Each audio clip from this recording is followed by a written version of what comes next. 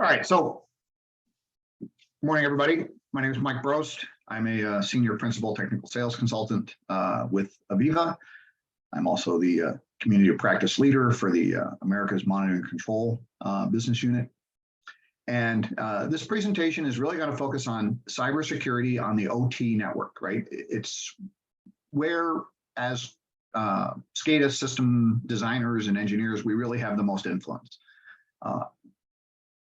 We're not going to focus an incredible amount on the aspects of cybersecurity as it relates to the IT environment and designing firewalls so much and designing your Active Directory, passwording and rules and policies there, because typically we don't have control over that. So we're going to focus really on how do we manage cybersecurity on the OT network beneath what IT provides from the level of intrusion protection.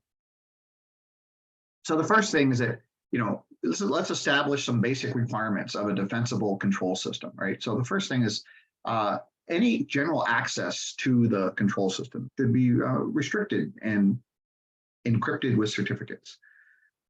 And this is really a significant difference as we focus in on how system platform is the platform of choice for a defensible cybersecurity system.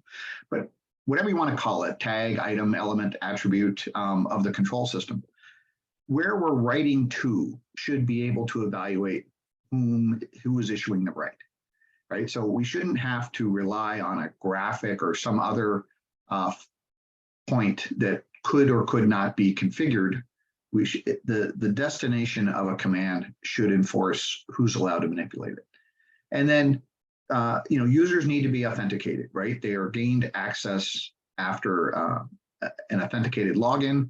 So we now know who that user is, right? The users are authorized to do things. In other words, that they are confirmed that the user is permitted to write to a specific attribute, and possibly when demanded by the right target, demand the user confirm who they are, right?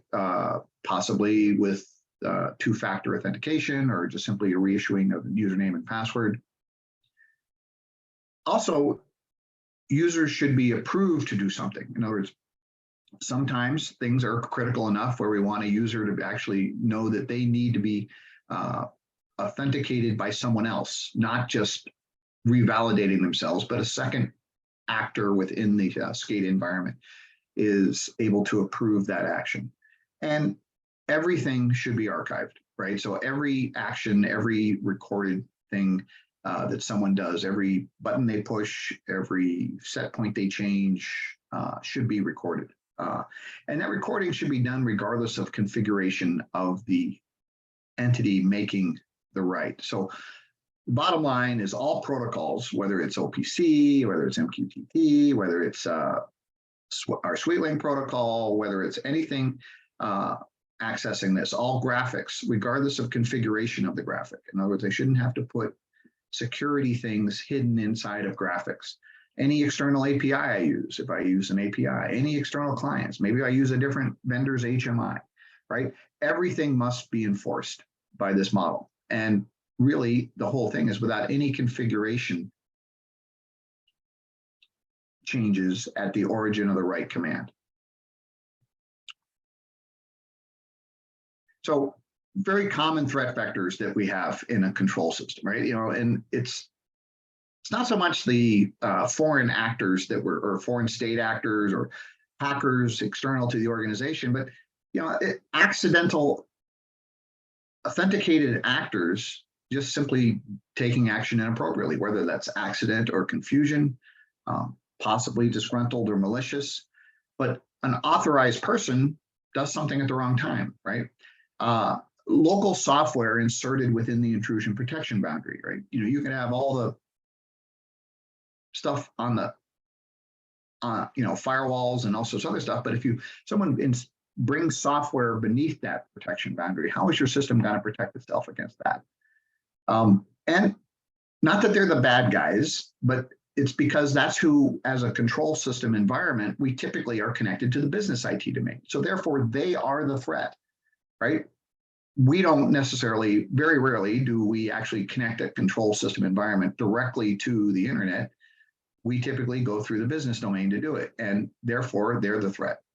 Port restrictions, we'll talk about port restrictions, and exclusively that's not a good security policy. There's reasons for them, but let's understand what they mean. And then obscurity as a security policy, right? Well, that's a proprietary protocol, or nobody knows how to access that. You know, in today's day and age, that's just simply not true. Everybody can hack any protocol, can look at something that isn't a secured protocol. And then lack of domain isolation. OT networks should not share the same domain as the business IT domain. Sometimes that's not possible, but that's, again, a good goal to strive towards. And any open protocols operating beneath the configured security model should be eliminated. You shouldn't allow someone to make a direct connection to your controller with a, by just putting a Modbus protocol on some computer somewhere and sending a properly formatted message. So as we look at authenticated actors acting inappropriately, and I couldn't come up with a better example of this than this one, which is on January 13th, 2018 at 8:07 a.m. A guy in the Emergency Alert Center in the island of Oahu in the state of Hawaii issued an alert to every television, radio station, cell phone in the state, and basically told the entire population that they had 10 minutes to live. And now, do you think that this is something that maybe, another person should have approved or have some ability to say, yes, this is truly happening, and not just, or even if he just did it by accident, he didn't do it by accident, he did it intentionally. But it was and it took 38 minutes and 13 seconds before they finally issued a retraction, right? In the meantime, as you imagine, pandemonium resulted, and lots of people were freaking out. Where is the shelter? Where do I go? And the other one is the business IT threat. And this is also the Colonial Pipeline ransomware attack, right? And so the business system was breached. And, with mistakes by the IT department, they had an old VPN account and password that they hadn't removed. The pipeline control system was never breached. And the inability that they had to disassociate themselves from the business system put them in they couldn't just had a single point of disconnect. They couldn't disconnect themselves. Too many links between the two were going on, and they shut down. They had to shut down the whole pipeline, right? And they obviously, you guys heard, the news, paid the ransom. The FBI recovered part of it, but still, major disruption that didn't need to happen. So if you look at port restrictions, we get a lot of questions about, how many ports do you need and everything else. But, all software needs ports to communicate, right? Control systems are multi-node applications. They typically span multiple operating systems on multiple computers. And the analogy is that, you have an office building with 64,000 telephones. You can restrict it to only 10 phones in the building you can call, but who's going to answer the phone? Who are you talking to? Right? How can you confirm who's on the other end of that port, right? So fewer ports are absolutely, nice to simplify firewall configuration, but sole reliance on port restrictions is really a false sense of security, right? Just because you reduce the number of ports does not mean you increase the security level. You just simplify the configuration, right? You need to make sure you're using a certificate mechanism to ensure who or what is picking up the phone, so that the software on the other end of that is something that you have authorized to make that communication link. And the basic, premise of this for all manufacturing and critical infrastructure is obviously never assume a system's impregnable, right? You want to have defense in depth. So just picking one strategy is not good enough. You should really look at this thing holistically and come up with multiple layers of defense, right? Should monitor that and make sure it's functioning correctly. Understand your complete set of threats. In other words, know that you have to worry about people and other things that are not just software actors, but human actors as well, and designed to mitigate those threats, right? And understand where vulnerabilities are present, right? And most importantly, when required, have a single point of disconnection so that you can isolate yourself from the environment that is being attacked, and you don't have to disable your environment because someone else has been breached. But when we look at this from an industrial perspective, there are many industrial protocols for many devices, and you guys have seen all these before, right? There's Modbus, there's Allen Bradley's protocols, Siemens has their protocols, BACnet, Profibus, MQTT, CAN bus, all sorts of stuff that are there. All these protocols are access or no access only, if even that's available. Some cases, they can't even restrict who talks to them. But none of them can change the security requirements on a tag, item, attribute, or element basis. In other words, if I can change the product code on the bottling line from grape soda to cherry soda, then I can also adjust a critical high limit alarm on some critical asset that is controlled by that same control system. Because the protocol, once I make the connection to write, will allow me to write to virtually almost anything inside of there. And the problem with that is many people need reasons to write. But then we take those industrial protocols and we convert them into something that the industry has standardized on, right?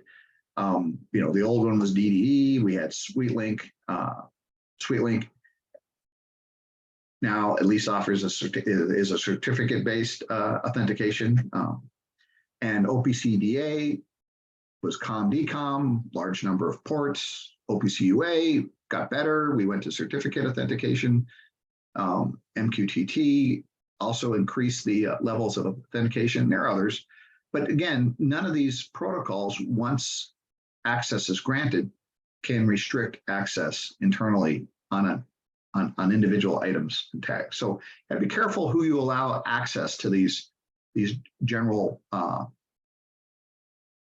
industrial standard protocols, right? Because just getting access or no access is not really an effective and defensible mechanism, because you can't restrict individual data items on that. And the problem is that many actors need various types of access, right? There's all kinds of business reasons why someone needs to have access to a small portion of the control system. The problem is that once you give them access to that, what they need, they actually have access to most anything. And now you're dealing with an obscurity problem, right? It's like, well, they don't know they can write to that. Well, some protocols are even bad in the fact that they broadcast what you can write to, what's available in the controller, and they spell it all out because we named it really intelligently, and now everybody knows what it is, right? So in order to have a defensible environment, we should be able to authorize access to specific things. And when necessary, we should demand that the authenticator, that the actor making the access authenticate themselves upon issuing the right, or even an approver verify that they can issue that right, and they've approved that. Kind of like why there's two launch keys in a nuclear submarine and why there's two guys in a missile silo, right? Because they want two people to agree that, yeah, this is something that we should do. So when you look at the network of things, right, we have the device layer, and so this is my blue colored network you'll see this is all building on top of each other, but your device and comm servers should be restricted to a single point of access. In other words, they cannot, by their design, distinguish once connection has been made what someone is writing to, or request any additional levels of authentication against that device. So we should have one client, and it should be limited to only a connection within the computer running the comm server. In other words, we shouldn't allow network connections to these comm servers. They should only be from the client that's on that operating system. And ideally, that connection should be done from a service account. We should not allow interactive login to a comm server. You shouldn't just be able to walk up to a computer, log in, and plug some software in, and then say, "Let's do this," right? And again, if properly designed, there should never be a reason to activate an interactive login on that operating system. Networks should be segmented apart from the process LAN. In other words, I shouldn't have these communication networks on the same physical location as my process LAN. Device protocols like this should never be allowed connectivity from the process LAN. I shouldn't be able to just walk up and do something outside of the design configuration of my control system and talk directly to a device, right?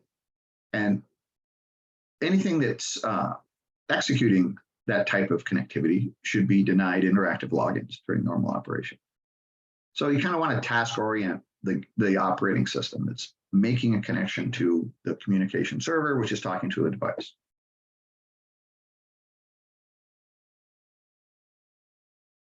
So when we look at this, you want to make sure that supervisory rights are secured, right? Access should only be granted on an as-needed basis. Write only to the item tag necessary per the business need. In other words, if someone has a business need to access, 15 items in your control system, they should only be able to access those 15 items. They shouldn't be able to do other things, right?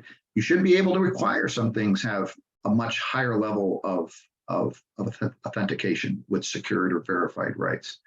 They, not necessarily everything is like that, but some things are very important. And we want to be able to say, yes, we want to prove you're you, or we want to prove that you've been proved to do something, right? And all rights from anything that's by a human or an interactive environment should be logged. Should be logged in a 21 CFR Part 11 compliant log. And this should not be configurable. Right? We shouldn't have to go to every little tag and check a checkbox and do all this configuration, forget to do something. Every single right should be logged. And it should be logged independent of any client technology we choose. If we come in with an OPC UA interface, the connection should be, the right should be logged. If we come in with API, the right should be logged. Everything should be logged so that we know exactly who did what and when they did something, right? And also important is that once configured, right, programming modification should be granted when needed. We shouldn't just allow anything to walk up and start changing the code or modifying the control code in any of our control devices, right? These should be done by known locations, right? Some known location. And there's, ideally, these things are not accessible during normal operation, right? We actually have to go through some sort of approval process to activate the ability to make changes into the control system environment. So when we issue a supervisory right, one of the requirements for this is that the entity issuing the right should make themselves aware to the destination. So their credentials in the form of a token should be sent with the right so that the right is authorized at the destination of the command, right? Destination targets should then be able to demand authentication and or verification before accepting the right. There should be a single point of configuration for that. I shouldn't have to go to 200 graphic touch points and change it.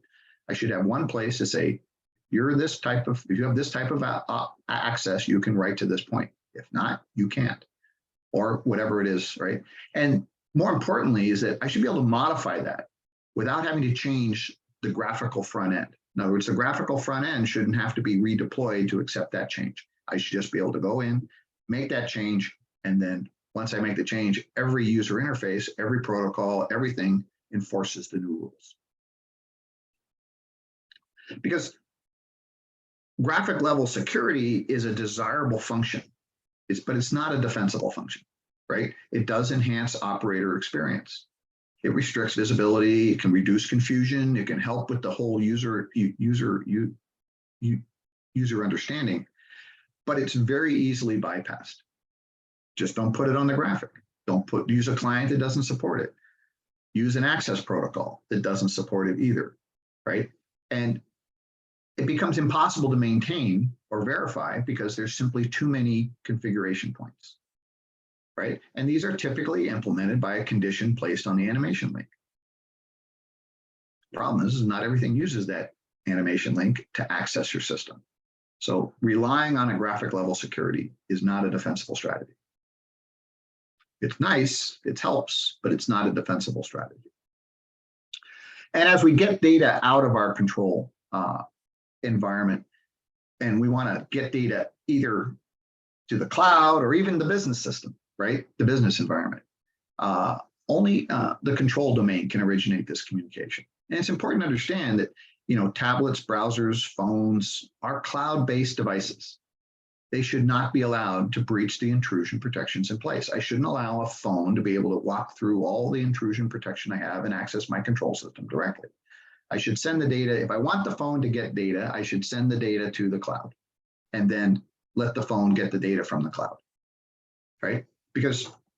And then what is shared up to that cannot be changed by anything external to the control domain. The control domain says, I'm going to send this information. The cloud should never be allowed to go in and say, oh yeah, but in addition to that, I want to get this thing and that thing and this other thing. No, should not be possible to do that from external to the control domain. Process information should be secured at rest and secured at motion. We'll take a look at that in detail in the next presentation.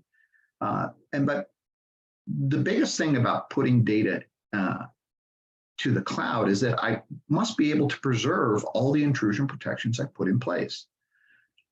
I don't want to have to breach all my firewalls, DMZs, internet proxies, gateways, right? Domain isolation. Shouldn't bypass any of that stuff. This should work with multiple levels of firewalls, multiple levels of DMZs, internet proxies, everything in place that my security profile has designed to protect me from external access. Me being able to send information up to the cloud shouldn't have to breach any of that and keep it all in place. The key thing is that transmission to the cloud should be certificate based and it should be locked to the transmitting entity. Therefore, nothing can go into your control environment and spoof the cloud and say, oh, I'm now sending you data, right? The biggest real threat of sending data up to the cloud, properly engineered, is not the cloud. It's somebody intercepting that information or replacing your transmission and sending the cloud wrong information that you then make bad decisions based on something that isn't true. So those sort of the basics of the system requirement. Now I'm going to look at system platform as a security model and see how we accomplish this.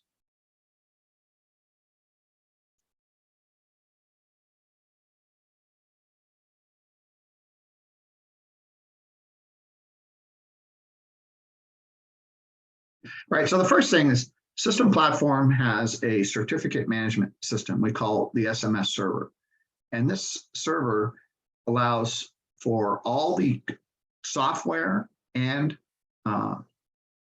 computers that make up your control system to secure their inter-node communication. So without this, transmission of stuff between nodes is at risk. It's at risk for people eavesdropping, reading it, whether that's simply other software or stuff that are just, somebody who gets in beneath there, right? They can read this stuff. They can also interfere with it. They can change what you write. They could say, hey, I'm going to intercept that and change the value of the set point, make it do something nasty, right? Whatever it is that could happen. So all the protocols that exist within system platform support a encryption thing, which is a certificate-based TLS 1.2 encryption, which secures all that thing at rest and in motion, so that without possession of that certificate, you aren't going to be able to intercept or talk to anything. That certificate is managed by our SMS server, which we'll basically call system management server. And you have one machine, which then will divvy out these certificates. And the certificates are automatic, can be either your own certificates or they can be automatically updated by the system management server. But this then secures all internode communication. It also secures cross, we call system platform applications galaxies, cross galaxy communication, right? Secures development access, all these things so that you know exactly who is able to access things in your system. Without possession of a certificate, you're not going to get to anything. And as of yet, the certificate is something that is pretty much unbreachable at this point. Certificates, as I said, can be either automatically generated or you can load your own certificates if you wish to purchase them. Automatic generated certificates are good for 2 years, and then the system automatically keeps them up to date, so they have a 2-year lifespan. So if a machine is isolated, it has 2 years to get a new certificate, basically, to continue to communicate. But the certificates are there. You can even use these certificates for other applications if they do require, if they can accept certificates, but now they'll be managed so that you don't have to worry about the fact that this certificate is going to expire in 18 months, and then everybody forgets about it, and next thing you know, nobody can talk to anything because the certificate expired. AVEVA has a Security Central website which lists all the alerts and patches and things about our cybersecurity policies and what tested patches have been done from updates on Windows and everything else. But fundamentally is that now we have a security model which is at the attribute and is role based on the system. So we have a complete extension of development permissions. So just being able to get into the development environment doesn't mean you can do anything you want, right? You can simply say you're not allowed to add new nodes into the control system network. You're not allowed to create new Comm drivers. You're not allowed to export stuff out of here, right? You can only import stuff into here, right? But all these things are individually selectable on a role basis so that you can control what the various people who have access to your system are allowed to do. And then in runtime, you can group, we have security groups, and then you can control what someone is allowed to do within that group. So can they interact with alarms? Are they allowed to shelve alarms? Can they disable alarms? Can they modify what we call configure attributes or operate attributes or tune attributes? Can they be that verifier person that says, I can confirm that, yes, you were supposed to do that? And you can have as many security groups as your application requires. But then every attribute is given a permission requirement. So free access is a permission, right? Free access simply means any legitimately logged in user can manipulate this value. Doesn't mean anybody can do it. You got to still be a legitimately logged in user. And then operate is a category. As a subset of operate, there's secured right and verified right. Tune is a separate category. Configure is an interesting category because what this means is that there are certain attributes that you may want to have someone to manipulate, but you don't want to manipulate them independently of the others. A good example of that would be like scaling constants. Okay, I have scaling constants, and I don't want to change half the scaling constants and have the system interpret the value based on an incomplete configuration of other things that need to be necessary. So configure requires the logic on that particular object in the system to be paused while you make the changes, and then you can turn it back on, and it'll take all the changes in mass. Read only is just what it says. Doesn't mean you can't write to it with programmatic access or with I/O connectivity, but you can't manipulate it from a user interface. You can't manipulate it from an external protocol. You can't manipulate it from anything that is not engineered and programmed. No random access. Secured right is something that pops up a dialog box and asks for further authentication, even selecting from comments and things. And so we put all these attributes on an object. Each attribute has a permission requirement, and then we can group those objects into security groups. The groups are then organized logically in whatever group mechanism we wish. And then from a role perspective, we give access to the development permissions as well as operational permissions. Then users are assigned roles. So users can come from created users in the SCADA application itself. Most of the time, however, in a production system, users come either from the operating system in the form of users, or the roles are inherited in the form of groups from either the operating system or the Active Directory domain controller. So I can define groups. The group membership in the group determines roles. So the user now just has to be a member of a certain group, and I don't have to redo my SCADA system every time somebody changes jobs or something. I just base it on putting that user in the proper role in the Active Directory. So when that happens, that whole configuration model is stored in a definition environment we call a Galaxy repository. And then that environment, first of all, with the issuing of certificates, invites computers to join its network of operating systems. So just because this computer up here is all the Wonderware or AVEVA software installed that it ever had, nobody invited it to join, therefore it can't play in the environment. So you're able to really create this mini domain within a domain that just deals with SCADA systems. So you know exactly who's able to communicate and who's able to talk to stuff. And the security model is actually distributed to all those things. So any machine can enforce the model without having to talk to any central environment. So as you issue a login, user logs in,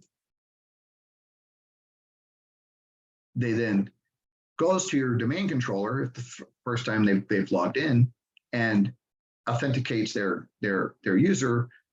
That domain is that you log in is now cached on the operator workstation, just like when you log into your laptop and you connect to your domain and you take your laptop home, you can still log in to your laptop with the user you logged into, but you can't log into with a different user because you can't now access the domain controller. Same principle work there.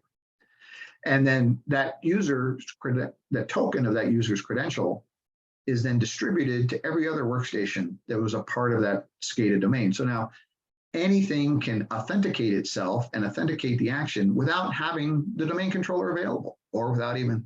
So if this operator workstation and this object server were the only two computers left on the network because everything else had been turned off, they'd still be able to perform these actions. So user tries to push a valve to a button to close a valve.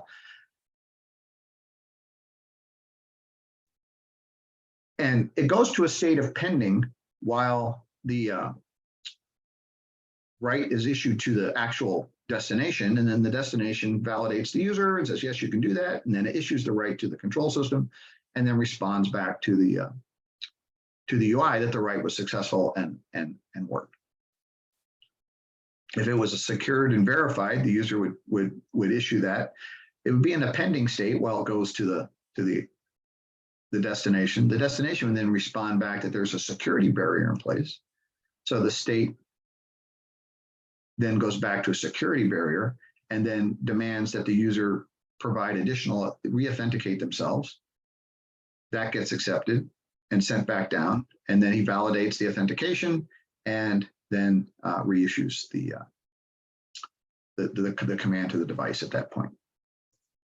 Verified right just means you have a user who does it and a verifier who's going to then approve it, so that both actors are logged as the operator and the verifier to the logging mechanism, which all happens to the process historian. All right, so as we look at network architectures, this is a typical layout, right? Obviously, not everybody's network can be slightly different, but this is just a typical layout. We have The purple network on top, that's the cloud, right? Then we have a business level network, which is green. We have a DMZ isolated between the in red, and we have the process control network in orange. We then have the what we call the redundant message network. That's a black network that's down here. And then the blue network is the device, right? So we're never, all intrusion protection that your IT guys and your network security people and everything should be active and enforced, right? You should have firewalls to isolate traffic to control devices. So I shouldn't just allow anybody to access something to a control device. And so how do I do that, securing device connectivity? Well, these are the most vulnerable parts in your SCADA system, is the power meter or the simple Modbus device or other things that are really accessed with either Ethernet connectivity or even non-Ethernet connectivity, right? But I need to be able to isolate on the network restricted connections, right? I should be able to eliminate the ability to say, only this entity on the network can talk to this PLC. Everybody else can't go through the switch, right? And if I need to have programmable access, I do that on an exception basis so that I know that this is being done and I control and I know when it's happening. And all this stuff should be done by service accounts. I should never have access to these devices from interactive logins. I should only restrict it to service accounts that I can control and understand and know who's doing it. And one of the things is that you want to be able to control the routing paths from certain computer, like this communication server knows that it can talk to these devices, right? Because when we want to isolate those network connections, we want to make sure that all these things are controlled so that they can we can be insured and knowing who is making access. Because device level security varies widely, right? Some of it is becoming much better. It's going to certificate-based connection, right? But even so, even if it does a certificate-based connection, it's still access or no access. There are no, once we make the connection and we have right accessibility, we can still write to anything, right? So we want to be very restrictive on what entities are allowed to talk to these guys. And some of them are simply just a properly formatted message, right? So you really want to protect those guys. So there are products on the marketplace. Cisco used to make something called Fluid Mesh, which is now called Ultra Reliable Wireless Backhaul. I like Fluid Mesh a lot better, but it allows you to have modeled connections between these network ports. It does deep packet inspection so that it knows that this is what you sent, that's what you got, right? It knows that nobody interfered with it in the meantime. It does all kinds of mesh redundancy. If you have mobile connections, it does make before break and all kinds of stuff. And it can support a number of wireless and physical connectivity options. Right, that's just one product that I was able to research, but there's lots of them out there that can help you control this blue network, because this is the most vulnerable part of your SCADA system. And then when you look at in system platform, we have client objects inside our Galaxy, and they make the connectivity to these protocols. And they either use different protocols to do it. We're even coming up with client connectivity in our service bus called PCS. But we should take all these access points in our Galaxy and put them in an individual security group, because everything that's on there is controlled with an operate permission. So we should just simply deny operate permissions to everybody that's interactive. We shouldn't allow anybody to write to these guys directly, because these are not differentiating between one value and the next, right? These are providing the access. And so one of the things you should do to your system platform environment is deny all operate access to to that group, so you cannot modify operate attributes.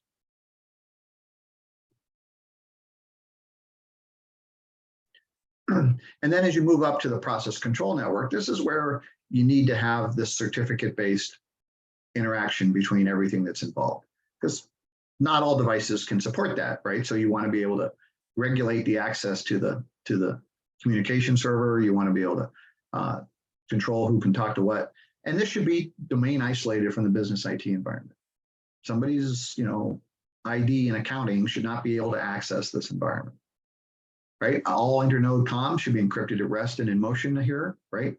And every access should be through a item tag object level security model that nobody can go around, right? And that's what System Platform provides, right?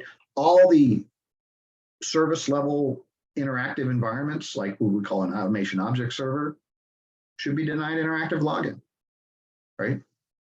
And any outbound communication from here should be originated from here. We shouldn't allow anything to come in and establish a connection that we're not aware of. And redundancy is a very important part of a security strategy, because in our environment, we have application engines, they're services, and they're partnered, right? And it's a primary and backup in configuration. Only the primary is changeable. The backup is slave to the primary. They go in a state of active or standby and runtime, but everything from the active to the standby is synchronized by the active engine. So if I make software installs on one and I didn't make them on the other, the one I made the installs on will install what I missed on the other guy, on the standby one. Any configuration I make. So even if the configuration environment has been shut off and the standby was turned off for some reason, if I turn it back on, the active will make all the configurations to the standby. So I don't have to worry about systems being out of sync, right? All real-time stuff, calculations, real-time values, memory values, all alarms, detection when the time was preserved, right? History store forward is synchronized between these two, right? And because of this, redundancy in this nature supports administration and failure-induced downtimes. So I can accept OS patches, I can accept software version updates, I can have an OS failure, I can have a hardware failure. But 90% of the time, my downtime in a SCADA application is due to keeping it up to date. And I need to be able to accept those OS patches and software patches because Microsoft isn't perfect, AVEVA is not perfect. We have to issue updates, we have to issue corrections. We find vulnerabilities. You should be able to accept those when we issue them. And redundancy is a very important part of that. Even if your system's running on super fault tolerant redundant hardware, you still should be able to operate in this fashion and accept updates and patches. And then on top of that network, we have the DMZ, and this is where I should put my access points in the DMZ. They shouldn't be on the process control network. They should be in the DMZ. So anything that I'm sending out up to the cloud should go up here. I should have all my gateway products up here. If I'm using a UA gateway or any of these things should be all up here in the DMZ so that people accessing this get into the DMZ, but they don't get into the process control, right? Excuse me. So system platform is really what enables the defense required, right? Every communication is TLS 1.2 encrypted. All user identification is transmitted with every single write. There's a read path independent to the write path. So when I see a value on a screen, that's what is in the device. When I write a value, I can see what I'm attempting to write. It has guaranteed delivery of commands. So if it can't deliver it, it will tell you that it couldn't deliver it, but it will attempt to try it for a period of time before it says, okay, I couldn't do that.